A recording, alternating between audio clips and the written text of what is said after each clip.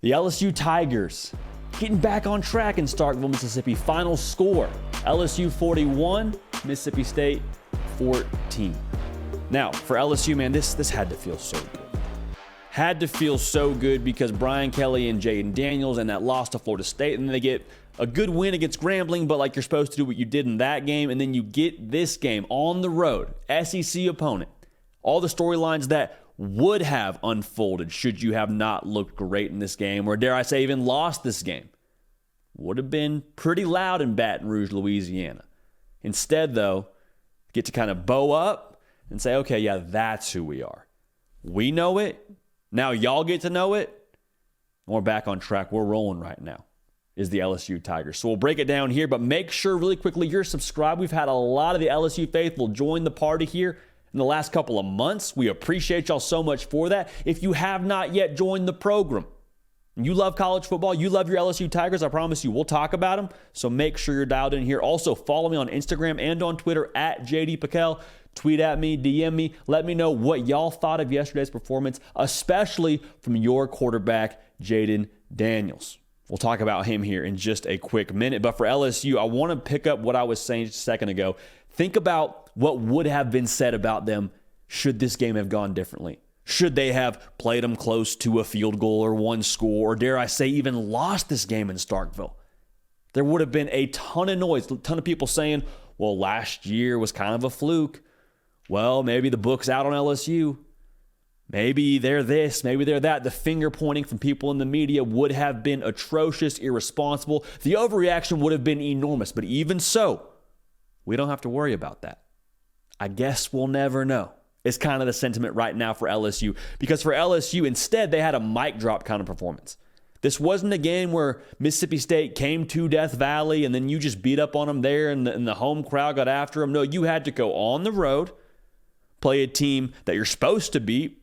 You're right around almost a double-digit favorite. 9.5 points is what the spread was. We liked that. We had that as one of our best bets if you follow us on Instagram. And I think for LSU, it had to just feel good to remind everybody, including themselves, that this is the team that they are. Because it was a noon kick. Like I said, there was a lot of tricky things about this, but you don't have to worry about that because of what the final score was, though. The biggest encouragement to me watching this game, if I'm an LSU fan, was Jayden Daniels doing what we talked about all offseason long, what we talked about him needing to do in this game, unhitching the wagon in the pass game. And a big reason for him being able to do that, Malik Nabers going into straight up alpha mode.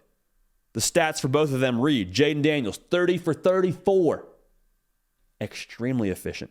361 yards, 2 touchdowns, both of them to Malik Nabers, who had 13 receptions, 239 yards. Doesn't hurt that Jayden Daniels also got it done with his legs, also had 2 rushing touchdowns.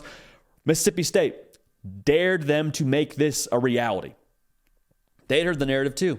They had heard all the talk around Jayden Daniels not wanting to push the ball deep and kind of being a check down guy and wanting to just take what the defense gives him and being intermediate, not wanting to really take too much of a risk downfield. So they said, okay, that's great. We'll play man-to-man with Malik Nabers. And if you want to take that shot, be our guest, but we don't think you will. And they found out the hard way that Jayden Daniels was more than willing to take that shot.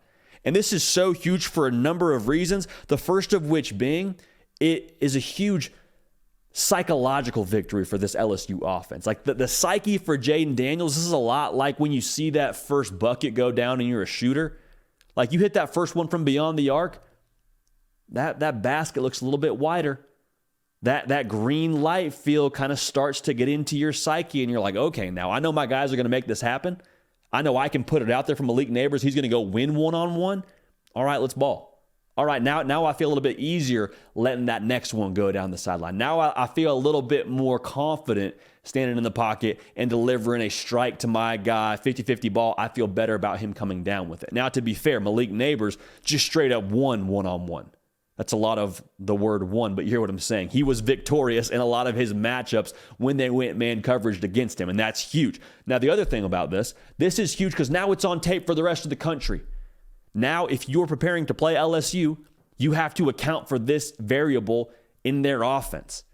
And we've said it before on here. If LSU is able to have a vertical passing attack and they're able to stretch the field and keep those safeties right around 9, 10 yards, 8 yards even. If you keep them at a certain depth, well, then that run game gets to sort of get rolling a little bit.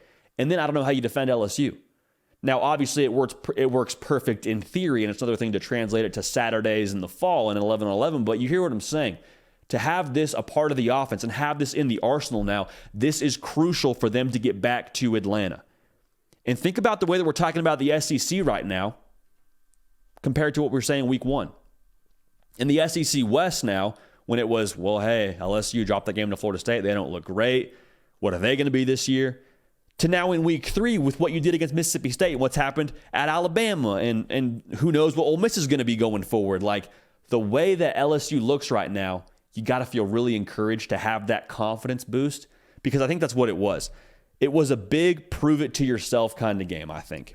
Because whenever you have a loss in week 1 or a loss in general in the style you did in week 1, and then you have a win in this kind of fashion, it promotes buy-in. Think about the game against Tennessee last year at home. Got worked, right?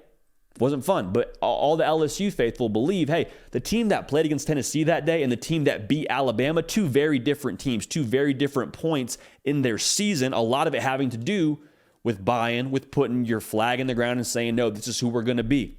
We're not that team that played in Orlando against Florida State. That's not who we want to be. That's not our part of our DNA. We're not going to have that approach offensively where we beat ourselves. So to put this on tape, great for them going forward for the resume, huge for them psychologically to be able to have this now part of their offensive attack, and Jayden Daniels unhitching the wagon on top of what the defense did, man. Harold Perkins got after it, and I understand that Mississippi State's not a world beater, but still to hold them to 14 points and a quarterback the caliber of Will Rogers, very, very encouraging to get this one on the road. So for LSU now, the key is going to be consistency week in and week out. Can you keep your team's internal temperature as close to what you had in this game as possible?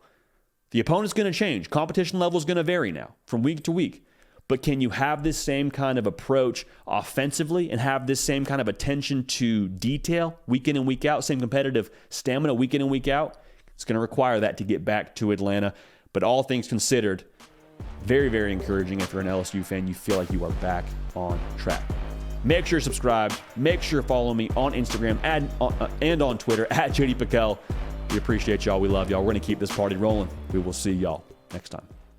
Hey, y'all. Thanks so much for watching. Subscribe to the channel here to make sure you don't miss an episode of The Hard Count. Also, be sure to check out other videos on the On3 YouTube channel.